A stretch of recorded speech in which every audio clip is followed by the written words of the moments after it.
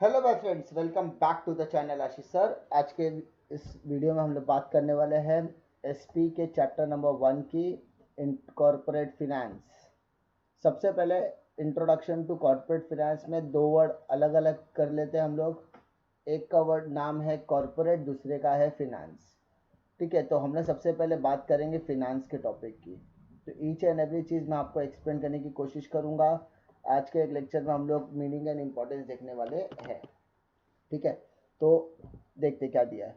सबसे पहले आपको समझना पड़ेगा कि ये फाइनेंस, द टर्म फाइनेंस जो वर्ड है वो finance money and money management से रिलेटेड है। मतलब हम कुछ लोग कहते हैं कि फाइनेंस और मनी दोनों का मतलब एक होता है। ऐसा बिल्कुल नहीं है।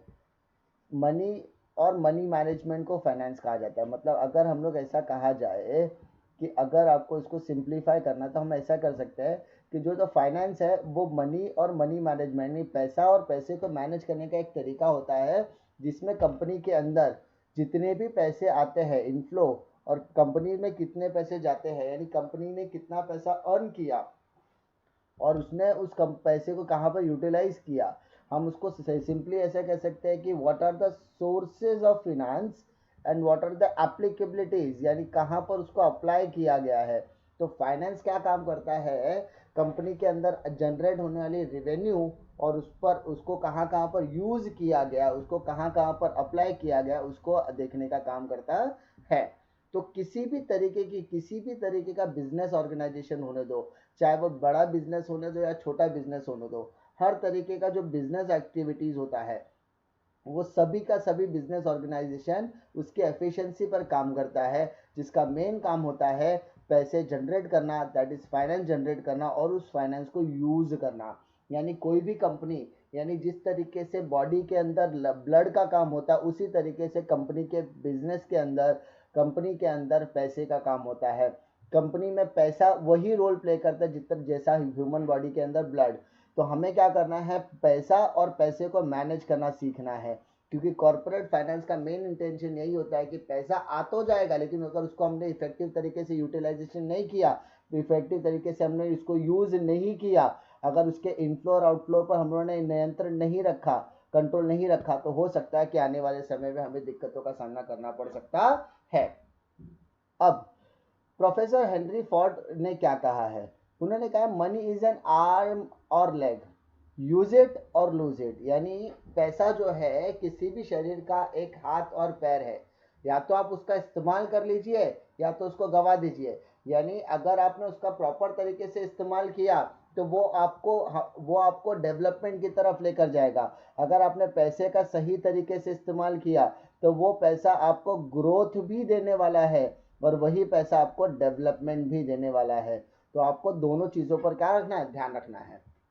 ये स्टेटमेंट क्लियरली कहता है कि भाई किसी भी बिजनेस के अंदर फाइनेंस बहुत ही इंपॉर्टेंट रोल प्ले करता है। तो पैसा है तो उसको यूज कर लो या तो उसे गवा दो। अगर यूज कर लोगे तो ग्रोथ और डेवलपमेंट से कोई रोक नहीं सकता, और अगर आपने उस पैसे को लूज कर दिया तो आपका बिजनेस कभी भी कर्जे में जा सकता है, यानी आपका बिजनेस कभी भी इंसॉल्वेंसी के कगार पर जा सकता है। अगर आपने उसको यूज कर लिया तो आप ग्रोथ एंड डेवलपमेंट कर सकते हो, और अगर आपने उसे लूज कर लिया तो आप इंसॉल्वेंसी की तरफ जाओगे।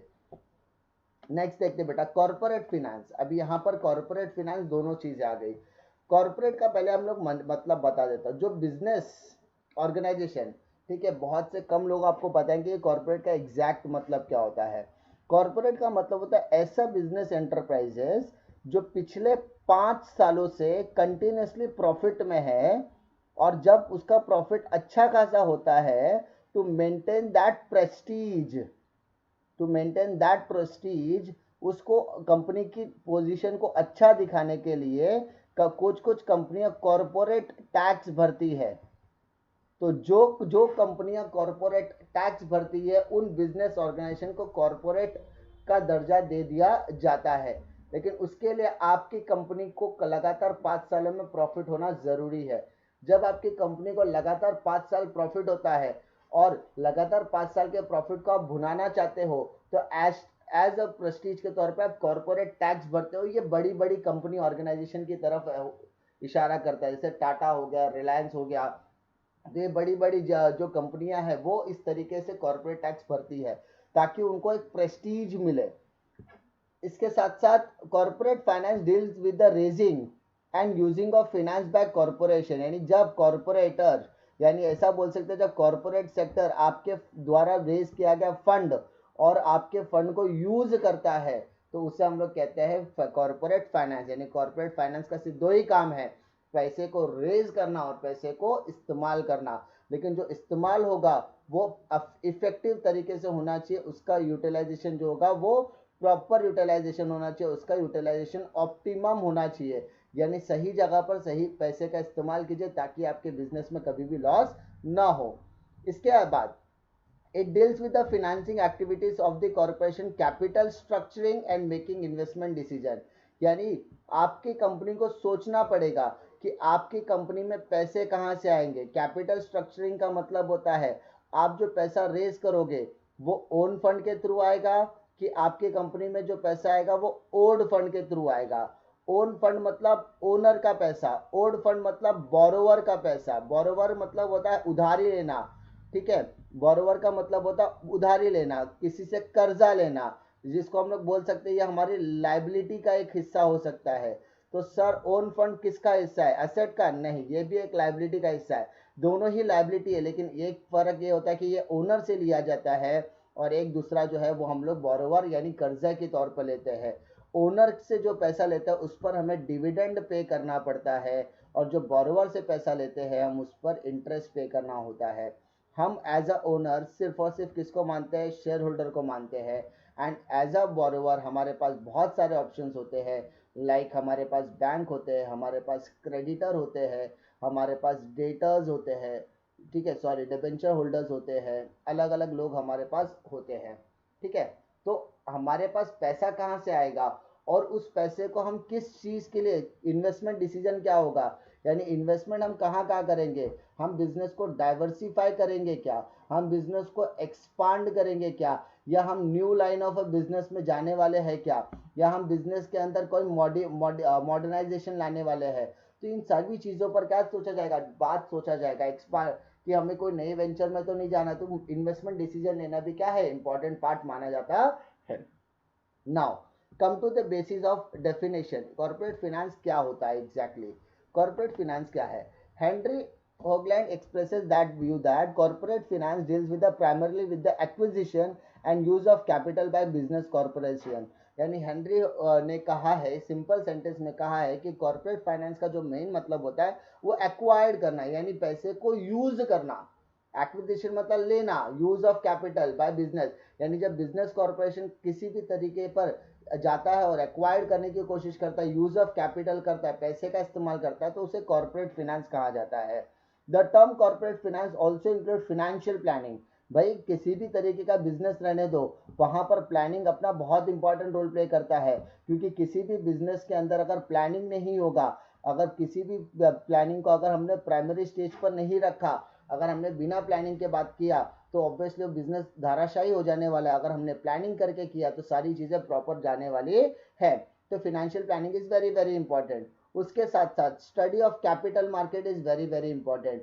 कैपिटल मार्केट और मनी मार्केट दो तरीके के नेचर होते हैं। कैपिटल मार्केट का मतलब होता है जब हम लोग पैसा रेज करने के लिए शेयर मार्केट या शेयर होल्डर्स या डिबेंचर होल्डर से पैसा लेते हैं, उसे हम लोग कैपिटल मार्केट कहते हैं। जब हम लोग मार्केट में जाकर बैंक से पैसा मांगने की कोशिश करते हैं अपने असेट्स को गिरवी रखकर, तो उसे हम लोग कैपिटल मार्केट। तो हमें ईच एंड एवरी फैक्टर के ऊपर ध्यान देना है। उसके बाद मनी मार्केट की बात की एंड शेयर मार्केट की भी मैंने बात की। It also cover the capital formation and foreign capital. हमारे यहाँ पर कैपिटल किस तरीके से फॉर्म किया जाएगा और उसका फॉरेन कैपिटल कैसा। Even financial organization and banks plays the vital role in the corporate finance. यानी अगर मुझे प्रिसाइजली इसको कहना पड़ेगा तो हम ऐसा कर सकते हैं कि कॉर्पोरेट फाइनेंस हमें कहाँ कहाँ से मिल सकता है। कॉर्पोरेट फाइनेंस हमें मिल सकता है share holder, debenture holder, creditors, bankers, ठीक है, उसके बाद इन्वेस्टर्स,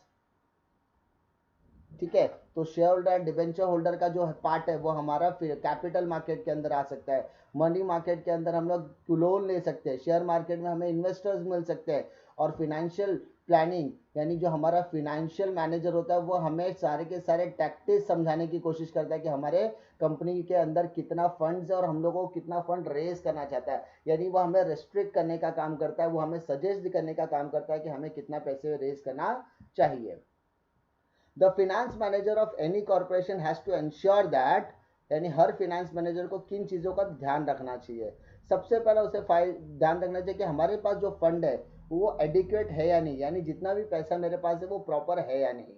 दूसरा मुझे क्या देखना है कि मैं जहां से भी पैसा रेज करूं वो सही सोर्स होना चाहिए, लेकिन एट अ मिनिमम कॉस्ट। यानी मैं जहां से पैसा लूंगा वो पैसे पर मुझे कम से कम इंटरेस्ट पे करना पड़े, कम से कम डिविडेंड। यानी इसका हम लोग कह सकते हैं कि वो इस तरीके से एनालाइज करेगा कि बेस्ट इन्वेस्टमेंट भी हमारे, यानी बेस्ट सोर्सेज से हमें इन्वेस्टमेंट भी मिल जाए और बदले में हमको इंटरेस्ट या dividend per come rate of interest पे करना पड़े।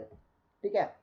उसके बाद the firm utilises raised fund effectively, यानी जो पैसा हमने रेज किया है वो फंड का इस्तेमाल भी सही तरीके से होना चाहिए।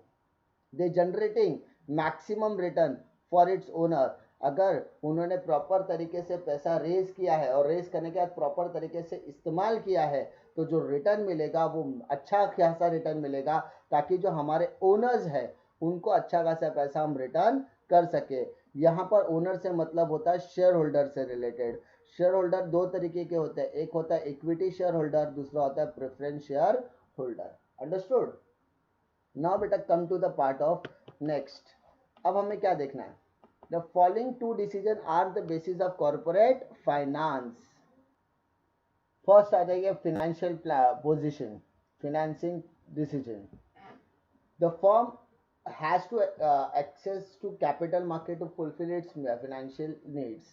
जैसा कि हम बात कर रहे हैं कि सबसे पहले वो क्या बात करेंगे, फाइनेंशियल नीड्स की बात करेंगे, फाइनेंशियल डिसीजन लेने की बात करेंगे कि भाई हमारे को पैसा कहाँ से मिलेगा, कि हमारे पास कौन कौन से सोर्सेज अवेलेबल है। तो सबसे पहले हमें क्या देखना पड़ेगा कि हमारी फाइनेंशियल नीड क्या है। अच्छा, मुझे अगर मेरी ज़रूरत पता होगी तो मैं अपने हिसाब से सोर्सेज अरेंज कर लूँगा। यानी कंपनी को जो पैसे चाहिए वो लॉन्ग टर्म चाहिए कि शॉर्ट टर्म चाहिए, यानी जो कंपनी के लिए पता करना जरूरी है कि कंपनी को जो पैसे चाहिए वो शॉर्ट टर्म बेसिस पर चाहिए कि लॉन्ग टर्म बेसिस पे चाहिए या मीडियम टर्म बेसिस पे चाहिए। अतः लॉन्ग टर्म बेसिस पर चाहिए तो वो शेयर कैपिटल में इन्वेस्ट करना है, उससे लेना पसंद करेंगे। शॉर्ट टर्म पर चाहिए तो बैंक से भी लोन ले सकते हैं, और अगर मीडियम टर्म की बात करते हो डिबेंचर्स के थ्रू। यानी सबसे पहले आपको क्या देखना है कि अपनी जरूरतें समझना और जरूरतों के हिसाब से आपको डिसीजन लेना पड़ेगा, क्योंकि कंपनी के पास बहुत सारे मल्टीपल चॉइसेस होती है, बहुत सारी चॉइसेस होती है कि कंपनी कौन सा रास्ता अपनाए। वो इक्विटी कैपिटल से पैसा ले या वो डिबेंचर कैपिटल से पैसा ले या डेब्ट कैपिटल से, क्रेडिटर से पैसा ले, कहाँ से वो पैसा रेज करेंगे वो इंपॉर्टेंट है। क्योंकि कभी भी फर्म के पास बहुत सारे ऑप्शंस अवेलेबल है, जैसे वो बैंक लोन ले सकती है, वो लोगों से पब्लिक डिपॉजिट एक्सेप्ट करा सकती है, वो डिबेंचर्स के थ्रू पैसा रेज कर सकते हो। तो पैसे रेज करने के बहुत सारे ऑप्शंस है। तो सबसे पहले फाइनेंशियल मैनेजर भी इंश्योर करेगा कि कंपनी के पास कितना पैसा ऑलरेडी है और कंपनी को कितने पैसे की रिक्वायरमेंट है। कंपनी के पास व्हाट द कंपनी हैज और व्हाट द कंपनी रिक्वायर्ड, यानी कंपनी को के पास कितना पैसा है और कंपनी को कितना पैसा रिक्वायर्ड है, और जितना पैसा रिक्वायर्ड है उसमें डेप्ट और इक्विटी ये दोनों रेशियो को अप्लाई करना जरूरी है। क्योंकि अगर हमने ज़्यादा से ज़्यादा पैसा डेप्ट यानी कर्जा उठा लिया मार्केट से तो हमारी कंपनी का दिवालिया निकलना पक्का है। तो हमें क्या देखना, हमारा जो कॉम्बिनेशन है वो दोनों बराबर होना चाहिए। ठीक है। तो प्रॉपर डिसीजन के थ्रू ही हम लोग कर सकते हैं। तो we have to see the right combination of डेप्ट एंड इक्विटी। कैपिटल मार्केट क्या होता है, तो capital market is a market for long term डेप्ट इंस्ट्रूमेंट एंड इक्विटी शेयर्स। यानी जब आपको लंबे समय के लिए कोई पैसा चाहिए होता है, जब कंपनी को लंबे समय के लिए पैसा चाहिए होता है, लॉन्ग टर्म फाइनेंस की जरूरत होती है, तब वो कैपिटल मार्केट में ट्रेड करना पसंद करता है, जहां पर उसे इक्विटी शेयर्स के साथ साथ उसको डेप्ट इंस्ट्रूमेंट यानी डिबेंचर्स के भी, डिबेंचर्स, पब्लिक डिपॉजिट, का भी ऑप्शन मिलता है जहाँ पर वो पैसे रेज कर सकता है लंबे समय के लिए, और चाहे तो वो इस पैसा वन टाइम में भी इशू ले सकते हैं या फिर लॉन्ग टर्म के लिए ट्रेड भी कर सकते हैं। ट्रेड का मतलब होता है buying and selling activity. Trade का मतलब होता है buying and selling activity, buying and selling activity. ठीक है।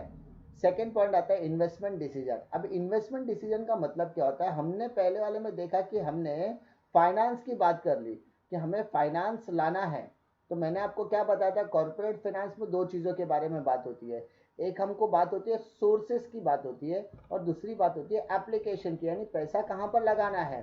तो पहले पॉइंट में हमने सोर्सेस की बात कर ली कि हमें पैसा कहाँ से रेज कर सकते हैं।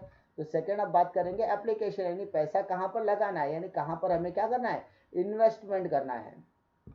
तो क्या दिया देखिए, once the businessman has gained the access to capital, the finance manager has to take the decision regarding the use of the funds in a systematic manner। यानी अब फाइनेंस मैनेजर को डिसीजन लेना है कि मेरे पास पैसा तो आ गया, यानी कंपनी के पास पैसा तो आ गया, अब उसे किस तरीके से यूटिलाइज करना है। सो वो क्या करेगा, मैक्सिमम रिटर्न, ठीक है, अपने ओनर्स को मैक्सिमम रिटर्न देने के लिए, अपने ओनर्स यानी शेयर होल्डर को मैक्सिमम रिटर्न देने के लिए, मैक्सिमम एडवांटेज देने के लिए आए हुए फंड का प्रॉपर यूटिलाइजेशन करना is very very important for this. इसीलिए जो फर्म होता है वो कंसिडरेशन करता है कि कॉस्ट ऑफ कैपिटल की निकाल कर ही, कॉस्ट ऑफ कैपिटल निकाल कर ही आप इन्वेस्टमेंट करें। अब इस कॉस्ट ऑफ कैपिटल का मतलब क्या होता है, एक होता है कॉस्ट ऑफ इक्विटी।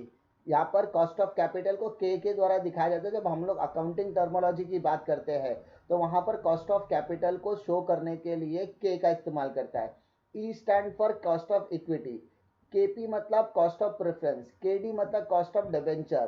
तो इस तरीके से हम लोग शो करते हैं। और यहाँ पर जो भी आपका कॉस्ट ऑफ कैपिटल आएगा वो आफ्टर टैक्स इफेक्ट पर होना चाहिए। कौन से इफेक्ट पर होना चाहिए, यानी कम गवर्नमेंट को टैक्सेशन पे करने के बाद के इफेक्ट पर होना चाहिए। और ये जो रिटर्न हम पे करेंगे उनको मिनिमम रिटर्न होगा जो इन्वेस्टर हमसे एक्सपेक्ट करता है। ये हमारा एक मिनिमम रिटर्न होगा जो इन्वेस्टर हमसे क्या करता है, एक्सपेक्ट करता है। इसीलिए आपको बताते हुए खुशी होगी कि हमें क्या करना है, फर्म के अंदर हमको देखना है कि हमारे पास जो पैसा आया है उस पैसे को हम जहाँ पर भी यूटिलाइज करें वो यूटिलाइजेशन में हमको मैक्सिमम रिटर्न मिलना चाहिए, ताकि हम अपने ओनर्स को क्या करें, मैक्सिमम एडवांटेज दे सकते हैं। क्लियर। तो यहाँ पर आपको क्या देखना है, पैसा यानी जो फंडिंग इन्वेस्टमेंट है, जो हमने इन्वेस्टमेंट लाया है उसको हम सक्सेसफुली बिजनेस में क्या करें, यूज करें, इन्वेस्ट करें। और इसी इन्वेस्टमेंट पर्पस को हम लोग कहते हैं कैपिटल बजटिंग। क्या कहते हैं हम लोग, कैपिटल बजटिंग कहते हैं। अंडरस्टूड। इसमें कोई डिफिकल्टी आपको नहीं होगी। जितनी चीजें मैंने आपको एक्सप्लेन की, कोशिश कर रहा बेटर से बेटर एक्सप्लेनेशन देने की। अब बात करते हैं 1.2 that is importance of corporate finance की हम लोग बात करने जा रहे हैं। अब इंपॉर्टेंस ऑफ कॉर्पोरेट फिनेंस की अगर हम लोग बात करते हैं तो पहला दिया है कि आपको कॉर्पोरेट फिनेंस की ज़रूरत क्यों है। सबसे पहले कॉर्पोरेट फिनेंस की ज़रूरत क्या है, हमने अभी तक क्या डिस्कस किया कि कॉर्पोरेट फिनेंस में दो चीज़ें इंपॉर्टेंट है। आप तो सोर्सेस में ध्यान दीजिए और एप्लीकेशन पर ध्यान दीजिए। सोर्सेस मतलब पैसा कहाँ से अरेंज करना है, ठीक है, पैसा कहाँ से हमको क्या करना है, arrange. Arrangement of cash is very very important. If you arrange that cash तो you have to apply, you have to invest in a different resources। आपको अलग अलग जगह पे यूज करना है, रिसोर्सेज पर अप्लाई करना है। तो आपको ये दोनों चीजें देखना है। तो क्या किन किन चीजों पर आपको ध्यान देने की जरूरत है। सबसे पहली चीज कि हमें सबसे पहले डिसीजन मेकिंग प्रोसेस में बहुत ज्यादा मदद मिलने वाली है। कहाँ पर मदद मिलने वाली है, हेल्थ इन डिसीजन मेकिंग। यानी जब बड़े से बड़ा इंटरप्राइजेस की बात हम लोग करते हैं तो वहां पर हमारे पास क्या होना चाहिए, पैसा। कोई भी बिजनेस हो, उस बिजनेस को रन करने के लिए हमें फंड की ज़रूरत होती है, और वो फंड कभी भी मिलेगा तो ही बिजनेस चलेगा। यानी अगर किसी भी बिजनेस के अंदर फंड रेज करने में क्या हो रही है, दिक्कत आ रही है, तो आपका बिजनेस ज़्यादा समय तक चलने वाला नहीं है।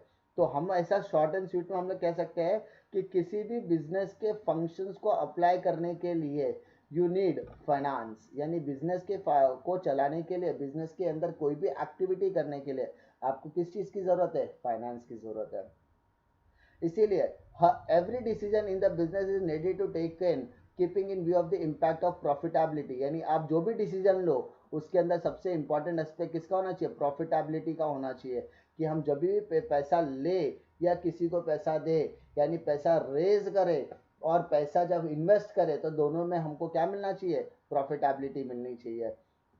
दे may be a number of alternative, हमारे पास बहुत सारे अल्टरनेटिव हो सकते हैं, वो सारे अल्टरनेटिव में से जो बेस्ट अल्टरनेटिव होगा उस अल्टरनेटिव को हमको चूज करना है। यानी अगर हमारे पास डिफरेंट डिफरेंट ऑप्शंस अवेलेबल है, option 1, option 2, option 3, multiple options available है, तो जिस ऑप्शन में हमें मैक्सिमम प्रॉफिट मिलेगा उस ऑप्शन को हमें क्या करना, सिलेक्ट करना है। जिस ऑप्शन को में हमको सबसे ज़्यादा मैक्सिमम एडवांटेज मिलेगा, जिस ऑप्शन में हमको मैक्सिमम एडवांटेज मिलेगा, जिस ऑप्शन में हमें मैक्सिमम प्रॉफिट मिलेगा, उसी ऑप्शन को हमें क्या करना है, सिलेक्ट करना है। उसके बाद बिजनेस ऑर्गेनाइजेशन क्या कर सकता है, ग्रीन सिग्नल देगा। यानी बिजनेस ऑर्गेनाइजेशन जो रहेगा वो किसी भी प्रोजेक्ट को कब ग्रीन सिग्नल देता है, जब उस प्रोजेक्ट के अंदर हमको फाइनेंशियली वायबल यानी फाइनेंशियली सपोर्ट और फाइनेंशियल बेनिफिट मिलेगा। अरे हर बिजनेस ऑर्गेनाइजेशन किसी भी प्रोजेक्ट को सिग्नल तब देगा, अच्छा हरी झंडी तब देगा जब किसी भी बिजनेस के प्रोजेक्ट को फाइनेंशियली वायबल यानी फाइनेंशियली सपोर्ट या फाइनेंशियली बेनिफिट मिलेगा तब। इसीलिए कॉर्पोरेट फाइनेंस बहुत ज़्यादा इंपॉर्टेंट रोल प्ले करता है। भाई हमने पैसा बहुत मुश्किल से रेज किया, लोगों ने हमारे ऊपर भरोसा किया, तो हम उन पैसे को अच्छी तरीके से यूज करेंगे तो हमारे लिए ही काम आने वाला है। सेकेंड पॉइंट हम लोग बात करते हैं help in raising capital for a project. यानी हमें किसी भी प्रोजेक्ट के लिए क्या रेज करना है, फंड रेज करना है। किसी भी प्रोजेक्ट के लिए क्या रेज करना है, फंड रेज करना है। ठीक है, जब भी किसी बिजनेस, जब कोई भी नया business, whenever a new firm wants to start a new venture it needs raise capital. जब कभी भी नया बिजनेस आता है तो उसे हमेशा किसकी जरूरत होती है, पैसे की जरूरत होती है। Business firm can raise fund by issuing shares, debenture, bond, even the taking loans from the banks. जैसा कि मैंने बार बार आपको एक्सप्लेन किया कि किसी भी बिजनेस को स्टार्ट करने के लिए लगता है कैपिटल, और जहां पर कैपिटल की बात हो रही है वहां पर कंपनीज के पास अलग अलग ऑप्शंस आ जाते हैं। ऑप्शंस क्या है, तो सबसे पहले उनके पास ऑप्शन आता है ओन फंड, दूसरा आता है डिबेंचर फंड जिसको हम लोग डेप्ट फंड कहते हैं, और एक आता है आपकी सेविंग्स। तो यहाँ पर कंपनी के ओन फंड यानी शेयर की बात की जाएगी। दूसरी डेप्ट फंड मतलब डिबेंचर के थ्रू या बॉन्ड के थ्रू आप पैसा जमा कर सकते हो या लोन से आप पैसा निकाल सकते हो। और सेविंग मतलब होती है आपकी कंपनी ने या आपने जितनी भी अर्निंग अपने सोर्सेज से लाई वो सारी चीजें आपके रिटेन अर्निंग में आ जाती है। ठीक है, तो नए बिजनेस को हमेशा बिजनेस के पैसे की जरूरत होती है। Health in research and development, भाई कभी भी कोई भी प्रोडक्ट को अगर आपको डेवलप करना है तो ऑब्वियसली आपको क्या चाहिए, पैसा चाहिए। तो रिसर्च एंड डेवलपमेंट के प्रोग्राम से, रिसर्च एंड डेवलपमेंट के काम से आपके बिजनेस को ग्रोथ भी मिलेगा और एक्सपेंशन भी मिलेगा। लेकिन आपको ग्रोथ और एक्सपेंशन कब मिलेगा, जब आपको टेक्निकल वर्क करे, यानी जब आपके पास मॉडर्नाइजेशन हो, नई नई मशीन्स आएगी तब। तो जब टेक्निकल वर्क आपका बहुत ज़्यादा एफिशिएंट है और अच्छी तरीके से काम कर रहा है तो प्रोजेक्ट एग्जीक्यूशन में आपको तकलीफ नहीं आने वाली है। साथ ही साथ रिसर्च और डेवलपमेंट का जो प्रोसेस होता है वो बहुत ही लेंथी प्रोसेस माना जाता है। ये रिसर्च एंड डेवलपमेंट का जो प्रोसेस होता है वो बहुत ही लेंथी प्रोसेस माना जाता है, क्योंकि इसमें बहुत सारा रिसर्च वर्क जुड़ा हुआ होता है और इसके लिए कंटिन्यूसली फिनेंशियल सपोर्ट की बात करते हैं। मान लीजिए एग्जाम्पल के तौर पे आपने मंगल मिशन का नाम सुना ही है, मंगल मिशन का आपने नाम सुना ही है, आपने पिक्चर भी देखी हुई है अक्षय कुमार या विद्या बालन की। तो मंगल मिशन में किस तरीके से फंड दिया गया था, सॉरी 400 करोड़ का बजट था। अब उन्हें जो काम करना है वो फंड के हिसाब से ही करना है, तो वो 400 करोड़ में वो टारगेट किस तरीके से अचीव करे उसके लिए उनको क्या करना पड़ा, बहुत सारा रिसर्च एंड डेवलपमेंट करना पड़ा, बहुत सारे एक्सपेरिमेंट करने पड़े, इस तब जाके वो 400 करोड़ के बजट में मिशन मंगल पॉसिबल हो पाया। उसी तरीके से हर बिजनेस को एक्सपांड करना है या ग्रोथ करना है तो उसे रिसर्च एंड डेवलपमेंट एक्सपेरिमेंट करना पड़ता है, लेकिन उसके साथ साथ उन्हें फिनेंशियल सपोर्ट भी लगेगा। मंगल मिशन में अगर वो 400 करोड़ लगा ही नहीं होता तो आज मंगल मिशन कंप्लीट नहीं होता था। उसी तरीके से बिजनेस में रिसर्च एंड डेवलपमेंट के साथ साथ फिनेंशियल सपोर्ट भी बहुत ज्यादा इंपॉर्टेंट करता है, मैटर करता है। Many time a company has to upgrade its old product. बहुत बार आपने देखा है कि कंपनी जो अपने पुराने प्रोडक्ट को डेवलप करना चाहती है ताकि नए के नए कस्टमर को अट्रैक्ट कर सके, और इसके लिए वो कंपनी क्या करते हैं, सर्वे कंडक्ट करती है, मार्केट एनालिसिस कंडक्ट करती है, और इन सारे रिसर्च एंड डेवलपमेंट का हिस्सा ही यानी सर्वे और market analysis research and development का ही हिस्सा होती है। तो इसीलिए फिनेंशियल सपोर्ट करना क्या होता है, बहुत ज़्यादा इंपॉर्टेंट होता है। जैसे आपने देखा होगा आपने बहुत सारी ऐसी कंपनियां देखो जिन्होंने मॉडर्नाइज किया अपने प्रोडक्ट को। जैसे डॉलर का आपने नाम सुना होगा, डॉलर अंडरगारमेंट्स में डील करता है, उन्होंने अपने लोगों को चेंज किया है। आपने मुथूट फाइनेंस का नाम सुना होगा, तो उन्होंने अपने प्रोडक्ट के आइडियाज़ को चेंज किया है। आपने अल्ट्राटेक सीमेंट और एल सीमेंट का नाम सुना होगा, तो उन्होंने क्या किया, ये सारे प्रोडक्ट को मॉडर्नाइज किया है। तो जब आप कोई भी प्रोडक्ट को मॉडर्नाइज करने का काम करते हो तो उसके लिए आपको रिसर्च करना पड़ता है, और रिसर्च वर्क के लिए आपको क्या चाहिए, फाइनेंशियल सपोर्ट चाहिए। Helps in smooth running of the business firm. Business के अंदर अगर पैसा है और सफिशिएंट पैसा है तो आपका बिजनेस क्या होने वाला है, स्मूथ रन करने वाला है। कोई डे, क्योंकि कॉर्पोरेट फाइनेंस का मेन काम क्या होता है कि आपको देखिए, आपके पास एम्प्लॉय काम करेगा, एम्प्लॉय को आपको क्या करना है, सैलरी टाइम पे पे करना है। अगर आप एम्प्लॉय को सैलरी टाइम पे पे करेंगे और आपने अपने जितने भी लोन है उसको टाइम पे क्लियर किया हुआ है, और आपने जितना जो आपको जो भी रॉ मटेरियल रिक्वायर्ड था उसको आपने टाइम पे परचेज किया है, टाइम टू टाइम आप सेल्स प्रमोशन कर रहे हो, तो आपका, और आपको जब रिसर्च एंड डेवलपमेंट करने के बाद नए प्रोडक्ट को भी लॉन्च कर रहे हो, तो ये सारी चीज़ें बिजनेस में। अरे भाई, अगर आपके पास पैसा है, आपके पास अच्छा खासा पैसा है, तो आपको कुछ लोगों को खुश रखना ज़रूरी है। आप एम्प्लॉय को सैलरी देके खुश रखोगे, आप आउटसाइडर्स को उनके लोन का पैसा देकर खुश रखोगे, आप गवर्नमेंट को टैक्सेस पे करके खुश रखोगे, आप कस्टमर को इनोवेटिव प्रोडक्ट देने की कोशिश करोगे, नया प्रोडक्ट देने की कोशिश करोगे, और जो प्रोडक्ट आपके पास ऑलरेडी अवेलेबल है उसको आप उसके अंदर आप क्वालिटी इंप्रूव करने की कोशिश करोगे। उसके बाद अगर आपके पास पैसा अच्छा खासा है तो आप क्या करोगे, नई नई मशीनरीज लाओगे, और नई नई मशीनरी से क्या होगा, आपकी प्रोडक्टिविटी इंक्रीज होगी। तो यहाँ पर आपके पास लिए पैसा बहुत ज़्यादा इंपॉर्टेंट रोल प्ले करता है। नेक्स्ट पॉइंट की तरफ आते हैं हम लोग। Fifth, brings coordination between various activities. यानी पैसा बहुत ज़्यादा इंपॉर्टेंट रोल प्ले करता है एक्टिविटीज़ को कंडक्ट करने के लिए, कोऑर्डिनेशन करने के लिए। सबसे पहले हम लोग बात करते हैं कोऑर्डिनेशन का मतलब क्या होता है, दो डिपार्टमेंट्स के बीच में कोऑर्डिनेशन करना। आपके पास पैसा है तो सिंपल बात है, देखिए मान लीजिए एक प्रोसेस साइकिल कैसे चलता है। एक कंपनी है, उस कंपनी को के अंदर अल्टीमेटली आपको क्या करना है, प्रोडक्ट को सेल करना है। आप सेल करने के टाइम पे कोई कस्टमर आपको कैश में डील करना पड़ता है, किसी को आप क्रेडिट पे माल बेच के आते हो। तो जो कैश में है वो कैश वाला किसके पास जाएगा, वो कैश किसके पास जाएगा, वो अल्टीमेटली जाने वाला है फाइनेंस वाले के। ठीक है, फाइनेंस, यानी आपने जो माल बेचा वो पैसा किसके पास जाएगा, फाइनेंस के पास जाएगा। और क्रेडिट, क्रेडिट यानी जिसको आपने उधारी माल बेचा तो फाइनेंस डिपार्टमेंट क्या करेगा, वो फाइनेंस डिपार्टमेंट उस क्रेडिट का पैसा कलेक्ट कराएगा। अब सेल करने के लिए आपके पास क्या होना चाहिए, प्रोडक्ट होना चाहिए। सेल करने के लिए आपको क्या होना चाहिए, प्रोडक्ट होना चाहिए। प्रोडक्ट कहाँ बनता है, फैक्ट्री में बनता है। फैक्ट्री वाला बोलेगा कि फैक्ट्री में प्रोडक्ट बनाने के लिए आपको क्या चाहिए, रॉ मटेरियल चाहिए। अच्छा, रॉ मटेरियल लाने का काम फैक्ट्री का, तो रॉ मटेरियल वाला बोलेगा रॉ मटेरियल मैं खरीद के तो लाऊंगा, यानी रॉ मटेरियल मैं परचेस करके लाऊंगा, लेकिन उसके लिए पैसा कौन पे करेगा, फाइनेंस डिपार्टमेंट। यानी परचेसिंग डिपार्टमेंट को कोऑर्डिनेशन किसके साथ करना है, फाइनेंस डिपार्टमेंट के साथ। परचेसिंग डिपार्टमेंट क्या करेगा, फैक्ट्री के साथ कोऑर्डिनेट करके रॉ मटेरियल को प्रोडक्शन प्रोसेस में कंप्लीट कराएगा। उसके बाद वो प्रोडक्ट जाएगा सेलिंग के लिए, सेलिंग माल बेचे बिकेगा।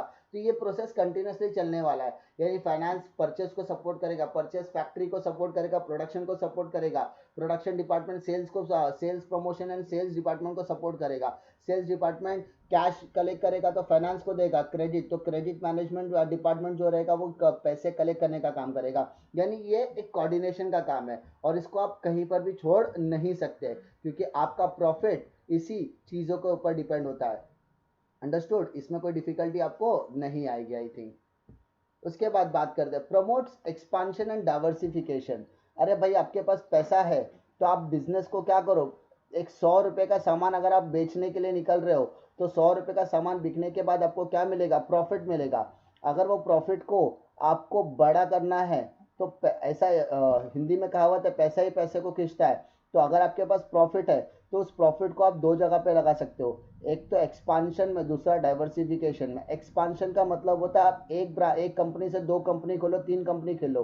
और डाइवर्सिफिकेशन का मतलब होता है आप एक प्रोडक्ट में डील कर रहे हो, साथ ही साथ आप दूसरे प्रोडक्ट में भी हाथ डाल रहे हो, उसको कहते हैं डाइवर्सिफिकेशन। कंपनी एक्सपांड करना, एक्सपांशन। प्रोडक्ट में वैरायटी प्रोवाइड करना, product A and product B, variety provide करना इज अ डाइवर्सिफिकेशन। पैसा है, नई नई मशीनरीज है, नई मशीनरीज ने आपका प्रोडक्शन लेवल बढ़ा दिया, मॉडर्न मशीनरीज ने आपका प्रोडक्शन लेवल बढ़ा दिया है, तो आप उसमें क्या कर सकते हो, एक्सपांशन कर सकते हो, आप डाइवर्सिफिकेशन कर सकते हो। तो जो कॉर्पोरेट फाइनेंस का काम है, जो कॉर्पोरेट फाइनेंस का काम है वो क्या करता है, पैसा लाता है। किसको देता है पैसा, वो नई नई मॉडर्न मशीनरीज एंड टेक्नोलॉजीज को खरीदने के लिए मदद करता है, जिसके वजह से ये जो कॉर्पोरेट फाइनेंस है वो बहुत ज़्यादा इंपॉर्टेंट रोल प्ले करता है एक्सपेंशन एंड डाइवर्सिफिकेशन के लिए। नेक्स्ट देखते हैं बेटा 7, मैनेजिंग रिस्क। पैसा बहुत ज़्यादा इंपॉर्टेंट रोल प्ले करता है रिस्क के लिए। मान लीजिए कंपनी के पास, कंपनी को बहुत सारे रिस्क फैक्टर्स होते हैं। मान लीजिए उसका सेल सडनली क्या हो गया, फॉल हो गया, गिर गया, या किसी नेचुरल कैलामिटी, जैसे आपको मालूम है पेंडेमिक का भी सिचुएशन का टाइमिंग चालू है, पेंडेमिक का जो सिचुएशन चालू है, कोरोना वायरस का जो सिचुएशन चालू है, बहुत सारी कंपनी क्या हो रही है, लॉस मेकिंग कंपनी में। क्यों, क्योंकि उनका प्रोडक्शन लेवल पूरी तरीके से ठप पर बैठा था, जिस वजह से उनको लॉस हो रहा है। कभी कभी क्या होता है, जो कस्टमर, जो हमारा एम्प्लॉय होता है वो स्ट्राइक पे चला जाता है, हमारा जो एम्प्लॉय होता है वो क्या करता है, स्ट्राइक पे चला जाता है, तो हमारी कंपनी को लॉस होने वाला है। तो ये सारे रिस्क को मैनेज करने के लिए भी हमें फिनेंशियल रिस्क एड की जरूरत मदद की जरूरत पड़ती है। उसके बाद रिप्लेस ओल्ड असेट। अरे जो पुरानी मशीनरीज होती है ना, वो जितने भी पुराने प्लांट एंड मशीनरीज होते हैं, जो आउटडेटेड मशीनरीज होती है, उनका प्रोडक्शन बहुत ही कम हो जाता है, प्रोडक्शन कैपेसिटी उनकी कम हो जाती है। तो अगर प्रोडक्शन कैपेसिटी कम हो गई तो हमारा सेल कम होगा। अरे ओल्ड मशीनरी से ओल्ड मशीन होगी तो हमारा प्रोडक्शन लेवल क्या हो गया, रिड्यूस हो गया, प्रोडक्शन लेवल रिड्यूस हो गया, तो इसका मतलब सेल भी कम होगा, सेल कम होगा तो इसका मतलब प्रॉफिट भी कम होगा।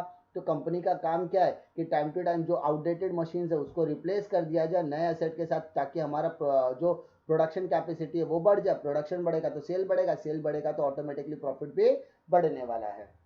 ठीक है, सेल कर दिया, पैसा आ रहा है, पैसा आने के बाद आपको क्या करना है, टाइम टू टाइम डिविडेंड और इंटरेस्ट को पे करना है। डिविडेंड आप किसको पे करते हो, डिविडेंड आप किसको पे करते हो, डिविडेंड हम पे करते हैं शेयर होल्डर्स को, और इंटरेस्ट हम पेड करते हैं बोरोवर्स को। बोरोवर्स मतलब क्रेडिटर हो सकता है वो हमारा, जिससे हमने पैसा उधारी लिया, बैंक हो सकता है, उससे हमें इंटरेस्ट टाइम टू टाइम पे करना है, ताकि हमारा क्या बोलते हैं ना, आज जरूरत है, आज उन्होंने हमें मदद की है, तो अगर हम उन्हें खुश रखेंगे, उनको डिविडेंड टाइम पे देंगे, इंटरेस्ट टाइम पे देंगे, तो वो हमें फ्यूचर में भी मदद करने वाले हैं।